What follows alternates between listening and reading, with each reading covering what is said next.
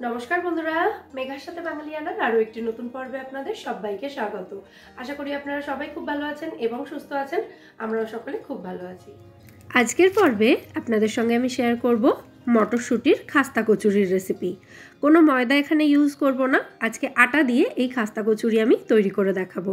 আর তার সাথে মিষ্টির দোকানের খাস্তা কচুরি বা সিঙ্গারার সাথে যে টক মিষ্টি চাটনি সার্ভ করা হয় সেই চাটনির রেসিপিও থাকছে। তো প্রথমেই আমি খাস্তা কচুরির জন্য মটরশুঁটির পুর রেডি করব। তার জন্য মটরশুঁটিটাকে একটু ভাপিয়ে নেব। আমি এখানে স্টিম করে নিচ্ছি, আপনারা চাইলে জলে সেদ্ধও করে নিতে পারেন। এখানে আমি 1.5 কাপ মটরশুঁটি নিয়ে নিয়েছি, মানে এটা ছাড়ানোর পর 1.5 কাপ রয়েছে। পাত্রটাকে ঢাকা দিয়ে মিডিয়াম ফ্লেমে রেখে 7 থেকে 8 মিনিটের জন্য এটাকে স্টিম হতে দেব। আর এই সময় আমি একটা ভাজা মশলা তৈরি করে নেব। ভাজা মশলা বানানোর জন্য নিয়েছি গোটা জিরে, গোটা ধনে, গোটা মৌরি, তেজপাতা, 2টো তেজপাতা রয়েছে এখানে, আর রয়েছে 5-6টা মতো শুকনো লঙ্কা। শুকনো লঙ্কাগুলোকে আমি 2 টুকরো করে রেখেছি। আর রয়েছে এখানে 6-7টা মতো গোটা এলাচ, ছোট এলাচ নিয়েছি এখানে। এই সমস্ত উপকরণ একসাথে 3 মিনিটের জন্য, মানে ওই 2.5-3 মিনিটই সময় লাগবে, মিডিয়াম ফ্লেমে রেখে এগুলোকে শুকনো খোলায় ভেজে নেব। তারপর এই মশলাগুলোকে আমাদের গুঁড়ো করে নিতে হবে। মশলাগুলোকে 2.5-3 মিনিট সময় নিয়ে শুকনো খোলায় ভেজে নেওয়ার পর দেখবেন মশলাগুলোর কালার হালকা চেঞ্জ হয়ে গেছে, মানে একটু ডার্ক হয়ে গেছে আগের থেকে। আর মশলাগুলো থেকে দেখবেন একটু ধোঁয়া উঠতে শুরু করেছে। তো এইরকম অবস্থায় এলে মশলাগুলোকে নামিয়ে ঠান্ডা করে মিক্সার জারে দিয়ে এগুলোকে গুঁড়ো করে নিতে হবে। আর একদম মিহি করে গুঁড়ো করবেন না, একটু দানা দানা রেখে গুঁড়ো করতে হবে। এইভাবেই এই ভাজা মশলা আমাদের তৈরি করে নিতে হবে। ওদিকে ভাজা মশলা তৈরি করতে করতে এদিকে আমাদের মটরশুঁটিটাও ভালো মতো স্টিমড হয়ে গেছে। মটরশুঁটিটা এই সময় দেখবেন একটু নরম হয়ে যাবে, হাত দিয়ে এভাবে একটু চেপে দেখে নিতে পারেন, তবে একটু গরম থাকবে, সাবধানে করবেন। যখন দেখবেন মটরশুঁটিটা এরকম নরম হয়ে গেছে তখন এটাকে নামিয়ে নিতে হবে। এরপর আমরা মটরশুঁটির পুরটা তৈরি করব। তো গ্যাসে ফ্রাইং প্যান বসিয়ে ভালো করে গরম করে নিয়ে তার মধ্যে 1 টেবিল চামচ মতো সাদা তেল দিয়ে দিচ্ছি। রান্নাটা আপনারা, মানে এই পুর তৈরিটা আপনারা যে কোনো রান্নার তেলে করতে পারেন অথবা ঘি দিয়েও করতে পারেন। তেলটা ভালো মতো গরম হয়ে গেলে এর মধ্যে জাস্ট 1 পিঞ্চ মতো হিং দিয়েছি। যাদের হিংয়ের ফ্লেভার পছন্দ না তারা স্কিপ করতে পারেন। তারপর এর মধ্যে দিয়ে দিচ্ছি গ্রেট করে রাখা আদা এবং কাঁচা লঙ্কা। 1 ইঞ্চ মতো আদার টুকরো এবং 2টো কাঁচা লঙ্কা আমি গ্রেট করে নিয়েছি। আদা এবং কাঁচা লঙ্কাটাকে একটু ভাজা ভাজা করে নিতে হবে যতক্ষণ না আদার কাঁচা গন্ধটা চলে যাচ্ছে। আদা কাঁচা লঙ্কাটা ভালো মতো ভেজে নেওয়ার পর এর মধ্যে স্টিম করে রাখা মটরশুঁটিগুলো দিয়ে দিলাম। একটু নাড়াচাড়া করে নেওয়ার পর একটা ভেজিটেবল ম্যাশারের সাহায্যে এই মটরশুঁটিগুলোকে আমাদের একটু গলিয়ে দিতে হবে। যাদের কাছে ভেজিটেবল ম্যাশার নেই তারা একটা বড় গ্লাস নিয়ে গ্লাসের পেছন দিকটা দিয়ে এভাবে চেপে চেপে মটরশুঁটিগুলোকে এভাবে একটু ম্যাশ করে দেবেন। খাস্তা কচুরির পুরটা একটু দানা দানা, একটু ঝুরঝুরে থাকলেই খেতে বেশি ভালো লাগে, সেই জন্যই পুরটা এইভাবে তৈরি করা। তবে আপনারা চাইলে কড়াইশুঁটির কচুরি যেভাবে তৈরি করা হয় সেইভাবেও কিন্তু এই পুরটাকে তৈরি করে নিতে পারেন। যাই হোক, কড়াইশুঁটিগুলো ম্যাশ করে নেওয়ার পর এর মধ্যে স্বাদ অনুযায়ী নুন দিয়েছি, 1 চা চামচ মতো ভাজা মশলা গুঁড়ো দিয়েছি, যে মশলাটা আমরা প্রথমেই তৈরি করেছিলাম। 1/2 টিস্পুন মতো কাসুরি মেথি দিয়ে দিলাম, 1/2 টিস্পুন আমচুর পাউডার, স্বাদ অনুযায়ী সামান্য একটু মিষ্টি, আর 1 মুঠো মতো কুচনো কাজু কিশমিশ দিলাম। এবার এই সমস্ত উপকরণ একসাথে খুব ভালো করে মিশিয়ে নিয়ে 3 থেকে 4 মিনিট মিডিয়াম ফ্লেমে ভেজে নিলেই কিন্তু আমাদের খাস্তা কচুরির পুরটা এখানে একেবারে রেডি হয়ে যাবে। নামানোর আগে কিন্তু অবশ্যই পুরটা একটু টেস্ট করে দেখে নেবেন যে নুন মিষ্টি সমস্ত কিছু ঠিক আছে কিনা। তো পুরটা এখানে একেবারে রেডি হয়ে গেছে। এবার এটাকে নামিয়ে ঠান্ডা হতে দেব। এবার খাস্তা কচুরির জন্য আমি আটার একটা ডো রেডি করে নেব। আমি এখানে 2 কাপ পরিমাণে আটা নিয়েছি। ওজনে এটা মোটামুটি 250 গ্রাম মতো আটা রয়েছে। আর এর সাথে দিয়ে দেব 1/4 কাপ মতো সুজি, মানে যতটা আটা নিয়েছি তার 8 ভাগের 1 ভাগ সুজি নিয়েছি। আর আমি এখানে ছোট দানার সুজি নিয়েছি, তাই সুজিটাকে অ্যাজ ইট ইজ দিয়ে দিয়েছি। তবে আপনারা যদি বড় দানার সুজি নেন সুজিটাকে মিক্সিতে একটু ঘুরিয়ে নিয়ে তারপর দেবেন। আচ্ছা, এবার এই আটার মধ্যে দিয়ে দিচ্ছি 1 টিস্পুন মতো জোয়ান। জোয়ানটাকে 2 হাতের তালুতে এভাবে একটু ঘষে নিয়ে দিচ্ছি, এতে জোয়ানের ফ্লেভারটা খুব ভালো আসবে। আর এর সাথে দিয়ে দেব 1/2 টিস্পুন বা স্বাদ মতো নুন এবং স্বাদ মতো সামান্য একটু চিনিও দিয়ে দিলাম। শুকনো অবস্থায় সমস্ত উপকরণ ভালো করে একবার মিশিয়ে নিয়ে তারপর এর মধ্যে ময়ানের জন্য তেল এবং ঘিটা অ্যাড করব। আপনারা চাইলে ময়ানে পুরোটাই ঘি ব্যবহার করতে পারেন। আমি এখানে 1 টেবিল চামচ মতো ঘি আর 3 টেবিল চামচ মতো সাদা তেল দিয়ে দিচ্ছি। মানে প্রতি কাপ আটার জন্য 2 টেবিল চামচ করে তেল প্রয়োজন। তো তেল এবং ঘিটা দেওয়ার পর আবারও সমস্ত উপকরণ শুকনো অবস্থাতেই ভালো করে মিশিয়ে নিতে হবে। ময়ানটা কতটা ঠিকঠাক হচ্ছে তার উপরেই কিন্তু ডিপেন্ড করে কচুরি কতটা খাস্তা হবে। তো তেল এবং ঘিটা আটার সাথে ভালো করে মিশিয়ে নেওয়ার পর কিছুটা পোর্শন হাতের মধ্যে নিয়ে এভাবে দলা পাকিয়ে দেখবেন। যদি দেখেন এরকম দলা হয়ে যাচ্ছে, তারপর আঙুল দিয়ে চাপ দিলেই ঝুরঝুর করে বালির মতো পড়ে যাচ্ছে ভেঙে, তাহলেই বুঝতে হবে ময়ানটা একদম পারফেক্ট হয়েছে।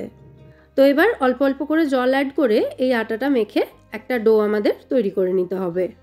প্রত্যেকদিন রুটি পরোটা বানানোর জন্য আমরা আটাটা যতটা নরম করে মাখি, এই ডোটা কিন্তু ততটা নরম হবে না, একটু টাইট করে এই ডোটা তৈরি করতে হবে। তাই একবারে একসাথে বেশি জল দিয়ে দেবেন না, অল্প অল্প করে জল দিতে থাকবেন এবং আটাটা মাখতে থাকবেন। কারণ বাই চান্স জল বেশি হয়ে গেলে আটার ডোটা নরম হয়ে যাবে এবং সেটা দিয়ে কিন্তু কচুরি খাস্তা হবে না। দেখুন আটাটা আমার মাখা হয়ে গেছে, আর খুব বেশি ঠেসে ঠেসে আটাটা মাখার কিন্তু দরকার নেই। মানে ডোটা রেডি হয়ে গেলেই আটাটা মাখা বন্ধ করে দিতে হবে, আর তারপর ওপর থেকে সামান্য একটু তেল মাখিয়ে এই ডোটাকে ঢাকা দিয়ে রেখে দিতে হবে অন্তত 10 থেকে 15 মিনিটের জন্য। আর এদিকে এতক্ষণে আটা মাখতে মাখতে আমাদের কড়াইশুঁটির পুরটা মানে খাস্তা কচুরির পুরটাও এখন ঠান্ডা হয়ে গেছে। তো এই পুরটা থেকে অল্প অল্প করে পোর্শন নিয়ে এগুলোকে ছোট ছোট বল তৈরি করে রেখে দিতে হবে। এতে যখন আটার ডোটার মধ্যে এই পুরটা ভরা হবে তখন মেসি হবে না ব্যাপারটা, মানে পরিষ্কার পরিচ্ছন্ন থাকবে আর কি। দেখুন সম্পূর্ণ পুরটা ব্যবহার করে এখানে আমি 15টা কড়াইশুঁটির বল রেডি করে নিয়েছি। আর এদিকে প্রায় 15 মিনিট রেস্টে রাখার পর আমাদের খাস্তা কচুরির ডোটাও এখন ভালো মতো সেট হয়ে গেছে। তো ডোটাকে হালকা হাতে জাস্ট একবার মেখে নিয়ে তারপর এর থেকে লেচি কেটে নিচ্ছি। কড়াইশুঁটির বলগুলো যেরকম সাইজে বানিয়েছি তার থেকে একটু বড় বড় করে লেচি কাটতে হবে। নর্মাল কড়াইশুঁটির কচুরি বানানোর জন্য আমরা লেচি এবং পুর দুটোর পরিমাণ সমান সমানই রাখি, মানে সাইজ মোটামুটি একই রকমের হয়। তবে খাস্তা কচুরির ওপরের কোটিংটা যেহেতু একটু মোটা হয় তাই লেচিগুলো এখানে একটু বড় করে কাটা হয়েছে। আর এদিকে লেচি কাটার পর আমি তেলটা গরম করতে বসিয়ে দিয়েছি। গ্যাসের ফ্লেমটা কিন্তু লো টু মিডিয়ামে রেখেছি, তেলটা খুব বেশি গরম করতে দেওয়া যাবে না, মিডিয়াম গরম তেলে আমাদের কচুরিগুলোকে ছাড়তে হবে। তো কচুরিগুলো আমি এখানে একটু গড়ে নিই, মানে এই লেচিগুলোর মধ্যে পুরটা ভরে নিই। প্রথমে একটা লেচি নিয়ে সুন্দর গোল বলের মতো তৈরি করে সেটাকে চ্যাপটা করে আঙুল দিয়ে চেপে চেপে প্রথমে একটা বাটির মতো তৈরি করেছি। তারপর এই বাটির মতো অংশের মধ্যে পুরটা ভরেছি, মানে কড়াইশুঁটির পুরটা ভরে চারিদিকে সাইডগুলোকে একসঙ্গে করে খুব ভালো করে আটকে দিতে হবে, মানে সিল করে দিতে হবে।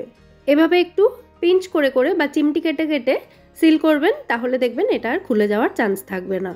তো লেচির মধ্যে পুর ভরা হয়ে গেলে এটাকে আবার গোল বলের মতো করে নিয়ে তারপর এরকম চ্যাপটা করে দু হাতের তালুতে করে চেপে চেপে একটু ফ্ল্যাট করে দিতে হবে এটাকে। এই প্রসেসটা বলে বোঝানোর থেকে আপনারা ভিডিওতে দেখলে ভালো করে বুঝতে পারবেন যে প্রসেসটা আমি কি করছি। প্রথমে লেচিটাকে বাটির মতো করে নিয়ে এর মধ্যে পুর ভরতে হবে। তারপর পুরটা ভরা হয়ে গেলে সাইডগুলোকে একসাথে টেনে টেনে খুব ভালো করে সিল করে দিতে হবে। তারপর এই পুর ভরা লেচিটাকে আবারও দু হাতের মধ্যে নিয়ে একটা গোল বলের মতো করে নিয়ে চ্যাপটা করে একটু হাত দিয়ে চেপে চেপে ফ্ল্যাট করে দিতে হবে। আর দেখুন আবারও বলে দিলাম, এরকম একটু পিঞ্চ করে করে বা চিমটি কেটে কেটে সিল করবেন, তাহলে কিন্তু এটা আর খুলে যাওয়ার চান্স থাকবে না। এইভাবে দু হাতের তালুর সাহায্যে যদি লেচিটাকে একটু ফ্ল্যাট করা হয় তাহলে ভেতরের পুরটা চারিদিকে সমানভাবে ছড়িয়ে যাবে। তো প্রথমে 5টা কচুরিতে আমি পুর ভরে নিয়েছি। এবার দেখি তেলটা রেডি হলো কিনা। একটা ছোট্ট আটার বল আমি এই তেলের মধ্যে ছেড়েছি। দেখুন আটার বলটা ছাড়ার সঙ্গে সঙ্গেই কিন্তু এর মধ্যে প্রচুর বাবলস উঠতে শুরু হচ্ছে। এরকমটা হলে তবেই বুঝবেন যে তেলটা একেবারে রেডি হয়ে গেছে। তো এরকম মিডিয়াম গরম তেলের মধ্যেই আমাদের কচুরিগুলোকে ছেড়ে দিতে হবে। কচুরিগুলোকেও তেলে ছাড়ার সঙ্গে সঙ্গেই দেখুন এর গা থেকে অনেক বাবলস উঠতে শুরু হচ্ছে। তো আমার এখানে এই কড়াইতে একসাথে 5টা কচুরি ভাজার জন্য দেওয়া যাবে। আমি 5টা কচুরি তেলের মধ্যে ছেড়ে দিচ্ছি। আর তেলের মধ্যে দেওয়ার পরেই কিন্তু মানে সঙ্গে সঙ্গেই কিন্তু খুন্তি বা স্প্যাচুলা কিচ্ছু টাচ করানো যাবে না, তাহলে কচুরিগুলো কিন্তু আঘাতপ্রাপ্ত হবে। তো কচুরিগুলোকে তেলের মধ্যে দেওয়ার পর ধৈর্য ধরে অপেক্ষা করতে হবে 4 থেকে 5 মিনিট। ততক্ষণে দেখবেন কচুরিগুলো আস্তে আস্তে তেলের ওপরের দিকে ভেসে উঠতে শুরু করেছে। সমস্ত কচুরিগুলো তেলের ওপরে ভেসে উঠলে তারপরই কিন্তু এগুলোকে উল্টে দিতে হবে। কচুরিগুলো ভাজার সময় তাড়াহুড়ো করলে চলবে না।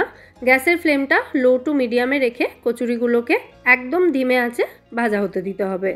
যেহেতু এই কচুরিগুলো আটা দিয়ে তৈরি তাই তাড়াহুড়ো করলে কিন্তু কচুরিগুলো ভালো খাস্তা হবে না। আর প্রত্যেক 2 থেকে 3 মিনিট অন্তর অন্তর কচুরিগুলোকে একবার করে উল্টাতে থাকতে হবে, যাতে চারিদিক থেকে এটা সমানভাবে ফ্রাই হয়। এক একটা ব্যাচ খাস্তা কচুরি ফ্রাই হতে কিন্তু বেশ খানিকটা সময় লাগবে, মানে এক একটা ব্যাচে সময় দিতে হবে 16 থেকে 17 মিনিট করে। মানে যেরকমভাবে ধৈর্য ধরে আমরা সিঙ্গারা ভাজি, ঠিক সেই প্রসেসেই কিন্তু একদম ধিমে আঁচে কচুরিগুলোকে ফ্রাই করতে হবে। এইভাবে 13-14 মিনিট ফ্রাই হয়ে যাওয়ার পর গ্যাসের ফ্লেমটা হালকা একটু বাড়িয়ে দিতে হবে, যাতে কচুরিগুলোতে চারিদিক থেকে সুন্দর কালার আসে বাইরের পোর্শনটাতে। দেখতেই পাচ্ছেন প্রত্যেকটা কচুরি কি সুন্দরভাবে ফুলেছে। তাহলে বুঝলেন তো, খাস্তা কচুরি, সিঙ্গারা এগুলো খাওয়ার ইচ্ছে হলে সবসময় যে ময়দা ব্যবহার করতেই হবে সেরকম কিন্তু কোনো ব্যাপার নেই। আটা দিয়েও খাস্তা কচুরি দারুণ খাস্তা হবে। তো আমাদের প্রথম ব্যাচের খাস্তা কচুরিগুলো এখানে একেবারে রেডি হয়ে গেছে। এবার এগুলোকে আমি তেল ঝরিয়ে তুলে নিচ্ছি। একটা কচুরি আমি একটু ভেঙে দেখিয়ে দিচ্ছি এটা কতটা সুন্দর খাস্তা হয়েছে। আওয়াজ শুনেই আশা করি বুঝতে পারছেন কচুরিগুলো কতটা খাস্তা হয়েছে। আর এই প্রসেসে খাস্তা কচুরি বানিয়ে আপনি যে কোনো কোথাও নিয়ে যেতে পারেন, মানে অনেক বেশি সময় রেখে দিতে পারেন। এগুলো ঠান্ডা হওয়ার পরও কিন্তু এগুলো একেবারেই নেতিয়ে যাবে না বা নরম হয়ে যাবে না, একই রকম মুচমুচে বা খাস্তা থাকবে। আচ্ছা, এবার এই খাস্তা কচুরি বা সিঙ্গারার সাথে যে টক মিষ্টি চাটনি সার্ভ করা হয় সেটার রেসিপিটাও ঝট করে একবার দেখিয়ে দিই। প্রথমে কড়াই গরম করে তার মধ্যে 1 টিস্পুন মতো সর্ষের তেল দিয়েছি। তেল গরম হয়ে গেলে 1/2 টিস্পুন মতো পাঁচফোড়ন এবং একটা শুকনো লঙ্কা 2 টুকরো করে ভেঙে এর মধ্যে দিয়েছি। ফোড়নটাকে ভালো করে ভেজে নেওয়ার পর এর মধ্যে তেঁতুল গোলা জল দিয়ে দিতে হবে। আমি 100 গ্রাম তেঁতুল 1/2 লিটার জল দিয়ে ভিজিয়ে রেখেছিলাম প্রায় ঘন্টাখানেক সময় নিয়ে। তো তারপর এই জলটার মধ্যে তেঁতুলটাকে ভালো করে চটকে নিয়েছি। এবার এই যে তেঁতুলের কাঠটা হয়েছে সেটাকেই আমি একটা ছাঁকনি দিয়ে ছেঁকে নিচ্ছি। ছাকার পর দেখুন এই যে অংশটা রয়েছে তেঁতুলের, এর মধ্যে এখনও কিন্তু তেঁতুলের পাল্প অনেকটা রয়েছে। তো এই অংশটার মধ্যে কিছুটা জল আবার দিয়ে একটু চটকে নেব, নিয়ে সেই জলটাও এখানে ব্যবহার করব। এইভাবে একটুও তেঁতুলের পাল্প নষ্ট হবে না। তেঁতুলগোলায় জলটাকে আমাদের খুব ভালো করে ফুটতে দিতে হবে। একবার ভালো করে মিশিয়ে দিলাম আমি। ভালো করে 3-4 মিনিট ফুটিয়ে নেওয়ার পর এর মধ্যে দিয়ে দিতে হবে স্বাদ অনুযায়ী মিষ্টি। আমি এখানে আখের গুড় দিয়েছি, আপনারা চাইলে চিনিও দিতে পারেন। আর মিষ্টির পরিমাণটা অবশ্যই নিজেদের স্বাদ অনুযায়ী বাড়িয়ে বা কমিয়েও দিতে পারেন। কেউ যদি বেশি মিষ্টি চাটনি পছন্দ করেন তাহলে চিনি বা গুড়ের পরিমাণটা একটু বাড়িয়ে দেবেন। আর কেউ যদি একটু টক মিষ্টি পছন্দ করেন তাহলে আমার মতো এরকম মোটামুটি 150 থেকে 200 গ্রাম মতো গুড় যথেষ্ট এর জন্য। তো গুড়টা দিয়ে আবারও কিছুক্ষণ ফুটিয়ে নেওয়ার পর এর মধ্যে স্বাদ অনুযায়ী নুন দিয়েছি। 1/2 টিস্পুন মতো লঙ্কার গুঁড়ো দিয়ে দিলাম যাতে কালারটা খুব ভালো হয়। কাশ্মীরি লঙ্কা গুঁড়োও ব্যবহার করতে পারেন।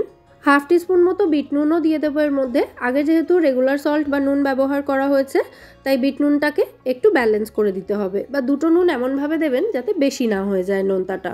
আর সবশেষে এর মধ্যে 1/2 টিস্পুন মতো ভাজা মশলার গুঁড়ো দিয়েছি। যে ভাজা মশলাটা একদম প্রথমে তৈরি করেছিলাম, মানে কচুরির পুর বানানোর সময় ব্যবহার করেছি, সেই ভাজা মশলাই এখানে 1/2 টিস্পুন মতো দিয়েছি।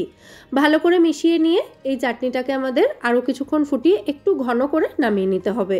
তবে খুব বেশি ঘন করেও নামাবেন না, কারণ এই চাটনিটা ঠান্ডা হওয়ার পরও কিন্তু আরও একটু ঘন হবে। ব্যাস, আমাদের তেঁতুলের টক মিষ্টি চাটনি এখানে একেবারে রেডি হয়ে গেল। এই চাটনিটা সিঙ্গারা, খাস্তা কচুরি যে কোনো কিছুর সাথে আপনারা সার্ভ করতে পারেন। আবার ঢোকলার সাথেও কিন্তু খেতে খুব ভালো লাগবে এটা। তাহলে আজকের এই কড়াইশুঁটি বা মটরশুঁটির খাস্তা কচুরি আর তার সাথে টক মিষ্টি চাটনির কম্বো রেসিপিটা আপনাদের কেমন লাগলো সেটা কিন্তু কমেন্টে জানাতে একেবারে ভুলবেন না। রেসিপিগুলো ভালো লাগলে ভিডিওটাকে বরাবরের মতো একটা লাইক এবং শেয়ার করে নেওয়ার অনুরোধ রইল। তাহলে আজকের মতো এখানেই বিদায় নিচ্ছি। আবার দেখা হবে পরের পর্বে নতুন কোনো রেসিপির সাথে। সবাই সুস্থ থাকবেন, ভালো থাকবেন এবং সবাইকে খুব ভালো রাখবেন। নমস্কার।